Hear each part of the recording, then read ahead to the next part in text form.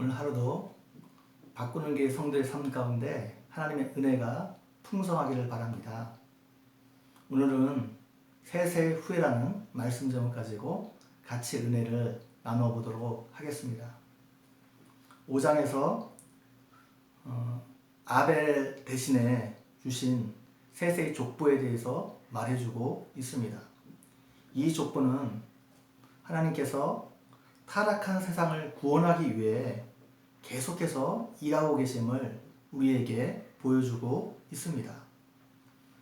세세 족보를 시작하기에 앞서 하나님은 사람의 본질이 무엇인지를 다시 한번 확인시켜 주고 있습니다. 사람의 본질이 하나님의 형상이라는 것입니다. 아담이 자기 모양, 곧 자기 형상과 같은 아들을 낳아 셋이라 이름 지었습니다.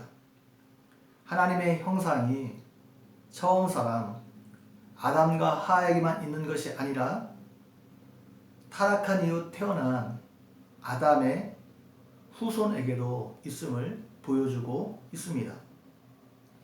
아담이 타락한 이후에도 하나님의 형상이 사람 안에서 완전히 파괴되지 않았습니다. 사람이 같이 있는 것은 사람 안에 있는 하나님의 형상 때문입니다. 5장의 족보에서 10명의 사람이 소개되고 있습니다. 족보에서 반복적으로 등장하는 말이 있는데 낳고 살다가 죽었더라입니다.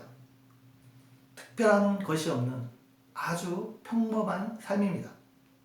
특별히 죽었더라가 지루할 정도로 강조되고 있습니다.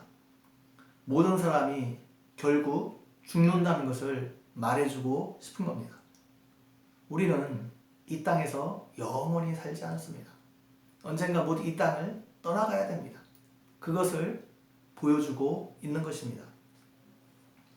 에녹은 아담의 7대손으로 하나님과 동행하는 삶을 살았습니다. 동행이라는 것은 같은 것을 바라보는 것을 말합니다. 하나님과 같은 관점으로 세상을 바라보고 하나님과 같은 목표를 가지는 것을 말합니다.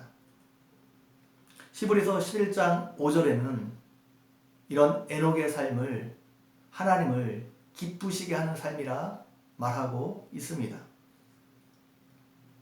에녹이 65세에 무두셀라를 낳았고 그 이후부터 하나님과 동행하는 삶을 살았습니다. 무두셀라는 그가 죽으면 심판이 있으리라는 뜻입니다. 실제로 무두셀라가 죽은 이후에 홍수 심판이 있었습니다. 에녹이 자기 아들의 이름을 그가 죽으면 심판이 있으리라 이런 뜻의 이름을 지은 것은 무두셀라가 태어날 때 그가 어떤 특별한 계시를 하나님께 받은 것 같습니다. 이때 에녹은 하나님께서 반드시 세상을 심판하실 것이라는 종말론적인 신앙을 가지게 되었을 것입니다. 우리가 이 종말론적인 신앙을 가지게 될 때 하나님과 동행하는 삶을 살 수 있습니다. 우리의 삶에 대한 하나님의 심판이 반드시 있을 것이다. 우리가 바라보는 이 세상이 전부가 아니고 하나님께서 그 모든 것에 대해 심판이 있을 것이란 신앙을 가지고 있을 때 우리는 하나님과 동행하는 삶을 살 수 있습니다. 세상의 화려한 것들에 흔들리지 않는 삶을 살 수 있습니다. 하나님께서 반드시 심판하신다는 이 종말적인 신앙이 있을 때 신앙의 정도를 걸어갈 수 있습니다. 에녹이 하나님과 동행했다고 해서 신비적인 삶을 산 것이 아닙니다. 우리와 똑같은 평범한 삶을 살았습니다. 자녀를 낳고 기르며 살았습니다. 여러분도 자녀를 키워보아서 잘 알 것입니다. 자녀를 키우는 일이 쉬운 일이 아닙니다. 힘들고 피곤하고 쉽게 지치는 일입니다. 에녹은 그런 가운데서도 하나님과 동행하며 하나님을 기쁘시게 하는 삶을 살았습니다. 에녹이 이 땅에서 무슨 큰 업적을 남긴 것이 아닙니다. 가인의 아들 중에 에녹이라는 동명이인의 사람이 있습니다. 이 사람은 자기 이름으로 성을 쌓았습니다. 세상적으로 보게 되면 큰 성취를, 큰 업적을 남겼습니다. 그의 후손들도 큰 업적을 남겼습니다. 가축 지는 자의 조상이 되었고, 음악하는 사람의 조상이 되었고, 각종 기계 만드는 사람의 조상이 되었습니다. 그러나 세세 후에 에녹은 세상적으로 보게 되면 아무것도 남기지 않았습니다. 그냥 아들을 낳고 살면서 하나님과 동행하는 삶을 살았습니다. 그런데 그는 누구보다도 하나님을 기쁘시게 했습니다. 그래서 하나님이 그를 너무 사랑하셔서 그를 하늘로 데려가심으로 그가 육체적인 죽음을 경험하지 않을 수 있었습니다. 우리가 꼭 이 세상에서 큰 업적을 남겨야지 하나님을 기쁘시게 할 수 있는 것이 아닙니다. 이 세상에서 성공해야지 하나님을 기쁘시게 할 수 있는 것이 아닙니다. 이 세상에서 머리가 되어야지 하나님을 기쁘시게 할 수 있는 것이 아닙니다.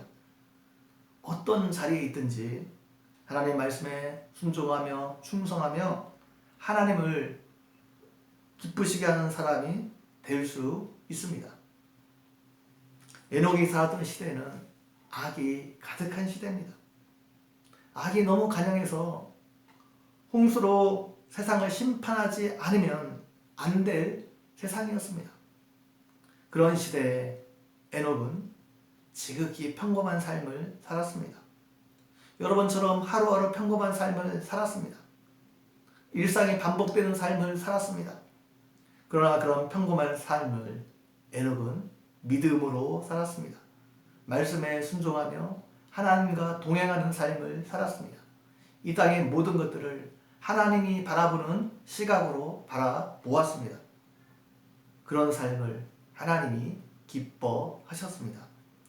이 은혜가 여러분 모두에게 있기를 주님의 이름으로 간절히 축원드립니다. 같이 기도드리겠습니다. 하나님 아버지, 오늘도 말씀을 통해 은혜 베풀어 주신 것 너무나 감사합니다. 오늘 들은 말씀처럼 에녹이 하루하루 일상이 반복되는 삶을 하나님과 동행하며 말씀에 순종하며 믿음으로 살았던 것처럼 우리도 그런 삶을 살 수 있도록 함께해 주시길 원합니다. 감사합니다. 예수님의 이름으로 기도 올려옵나이다. 아멘.